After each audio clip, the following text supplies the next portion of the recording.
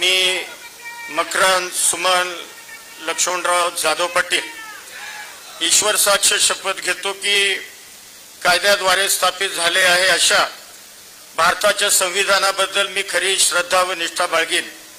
मी भारताची सार्वभौमत्ता व एकात्मता उन्नत राखीन। मी महाराष्ट्र राज्याचा मंत्री म्हणून माझी कामे निष्ठापूर्वक व सत्सद विवेक बुद्धीने पार पाडीन आणि संविधान व कायदा यानुसार सर्व तऱ्हेच्या लोकांना मी निर्भयपणे व निपक्षपणे तसेच कोणाच्याही विषयी ममत्व भाव किंवा आकस न बाळगता न्याय वागणूक देईन।